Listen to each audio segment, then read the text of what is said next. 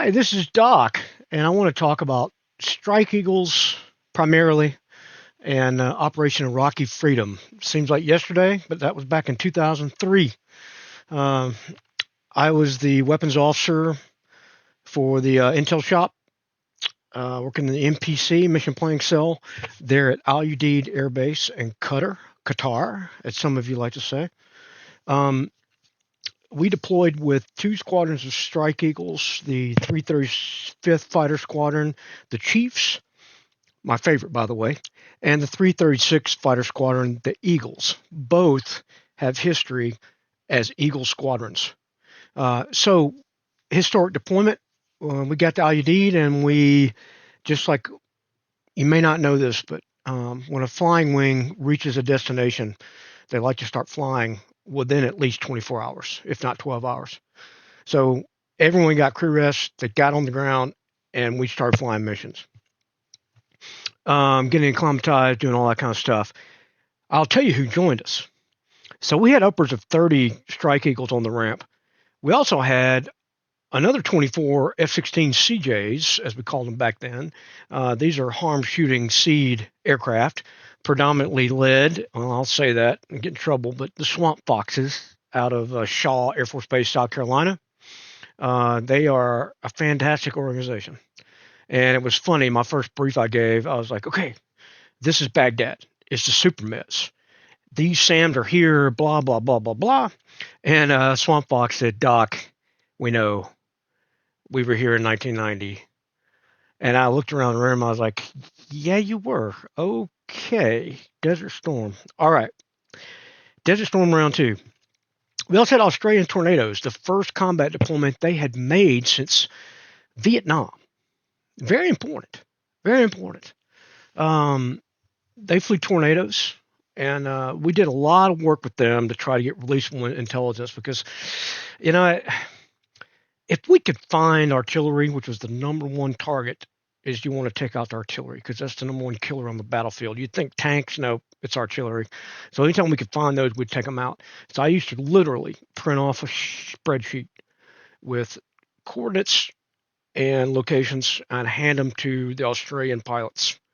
And they'd come back and they'd copy this out, give them all the pilots, the crews, and they would check off the ones that they hit. So I kept a stack of those. I'll just say that we did a good job. We also had the Royal Air Force there, the Dam Busters, famous from World War II, right? One of their top squadrons. Loved working with those guys too. They actually had a really good officer club on at Al Udeid, now closed, but forever remembered. We had C-130s. Those crews were great. I could never get them to stop asking questions, which I like. We had C-5s there, transitional. We had C-17s, and we had AWACS and J-Stars. So you can imagine this ramp was busy. And oh, by the way, we had a potential adversary about 5-minute flight time and a fighter across the Persian Gulf called, no, I'm not going to call their name, but it was an interesting time, and I'll tell you that everyone did a great job. I was privileged to be part of it, and I'll tell a quick story on the Swamp Foxes from South Carolina, F-16 CJs, harm shooters, like I talked about. So this is the night before night one was scheduled. These guys were like, okay, we're going to go up there, Doc, and take a look at Supermez. I was like, okay, all right. So you know what they did? They hooked a left, and they went north, and they went right over Baghdad. Not a shot was fired, no AAA, nothing. And so they came back, and they were smiling. We gave the debriefs. I'm like, what do you think is up? You know, I think what it was is they knew when our night one was. And they were sleeping or taking a break. You know, that's how much intelligence they had. We think there were other nations that won't be named that were giving them intelligence about everything. They knew everything we were doing.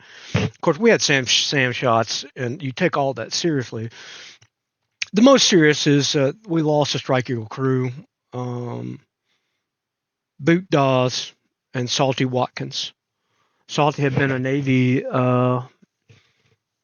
F-14 backseater He transitioned to the Air Force, became a lieutenant colonel in the Air Force, and I had the privilege of meeting him. And then Boop Dawes also met him, briefed him.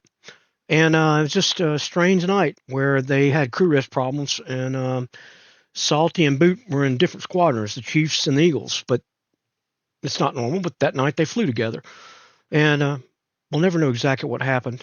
But they were over Tikrit, and their flight lead heard them say bombs away.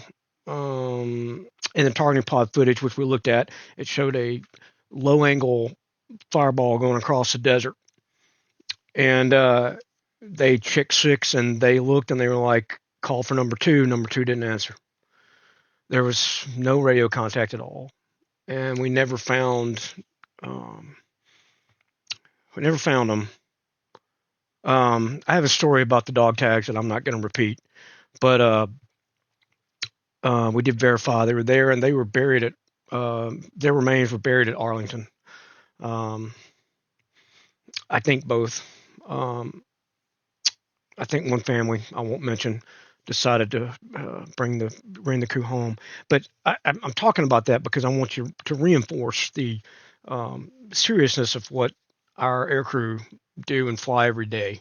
So that's why I've got this channel. I like to tell rare, unique stories, things I've experienced, things that I think are important for the aviation community and history.